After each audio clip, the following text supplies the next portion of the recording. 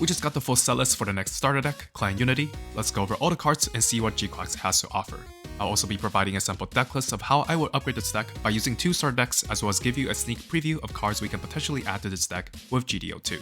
So what is the game plan here? The entire deck is based on the clan trait. A lot of our units require us to have another friendly clan unit in play to get additional effects.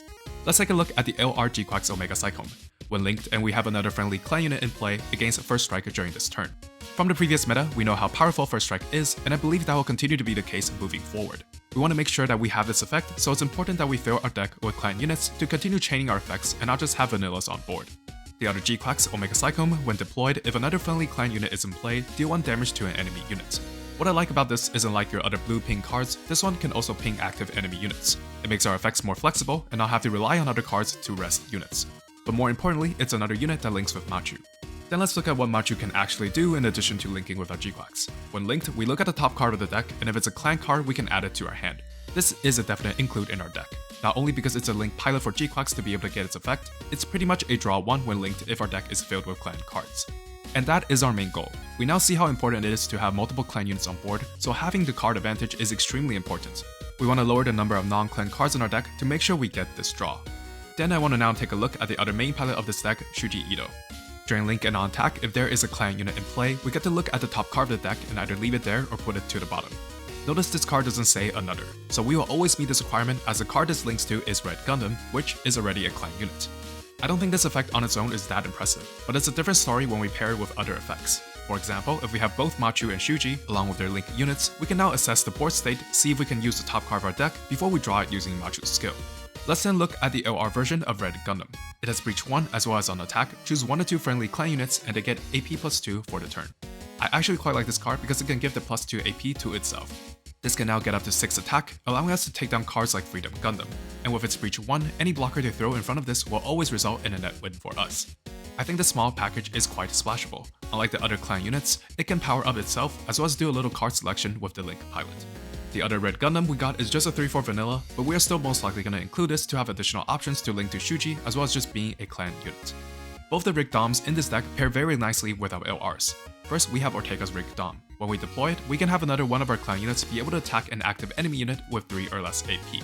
With G-Quacks, this is like a removal effect with its first strike, and Red Gundam sorta becomes like a Wing Gundam, just not as good.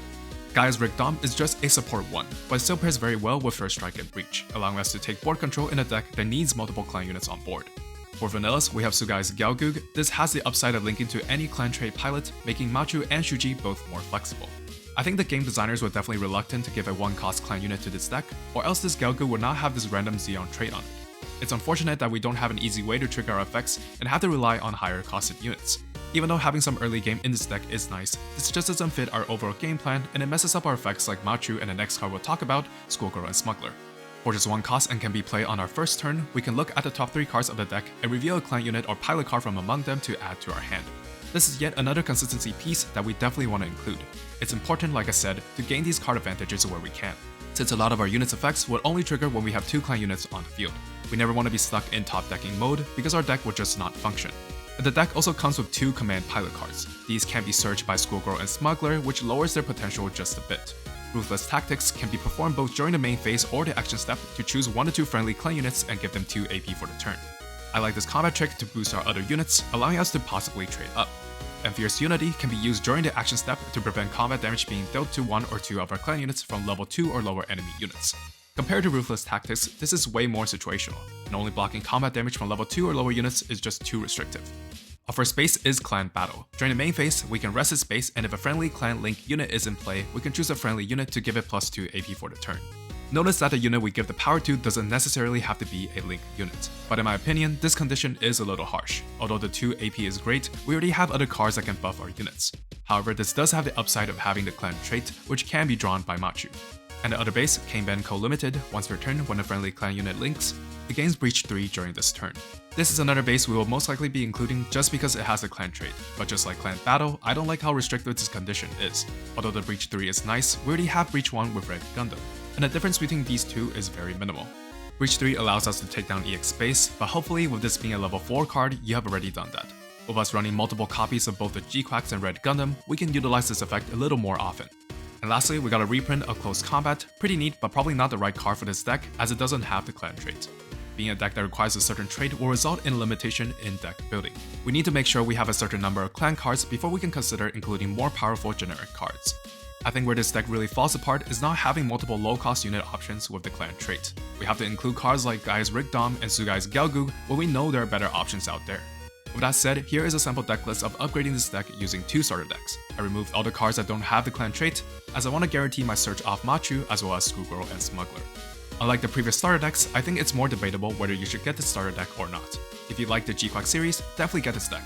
But this has less generic cards compared to the other decks, and since a lot of the cards do require a large amount of clan trait cards, they're less splashable. Unfortunately, even with GDO2, we don't have a low-cost clan unit to include in this deck. There are only 3 new clan units, and all of them are pretty high-costed. We got another red Gundam in this set, and this one gains high maneuver when linked. This unit has the upside of linking to any pilot with the clan trait, meaning that we have now more options with Machu for that draw 1. And Sugai's Galgug deals 2 damage to an enemy unit that is level 5 or higher on deploy. I think this is too conditional and it's too understated for a 4-cost unit. Lastly, the LR G-Quack's Omega Cyclone from this set on deploy lets us deploy a clan unit card that is level 4 or lower from the top 3 cards of the deck. This sort of solves our problem of not having a lower cost clan unit, but this being a 5 cost still means we're susceptible to early rush.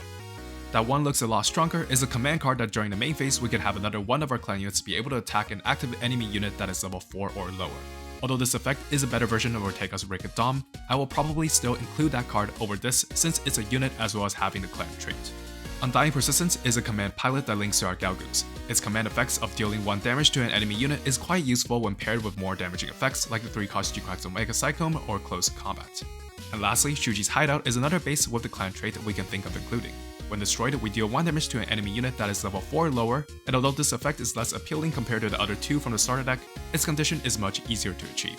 And in some cases where we need to deal that 1 damage, we can always just replace this with another base to trigger its effect. So those are all the options to consider from the next booster set. But I want to hear from you guys, what do you think of Clan Unity? How do you think it compares to the previous starter decks? Let me know in the comments, and I'll see you all next time.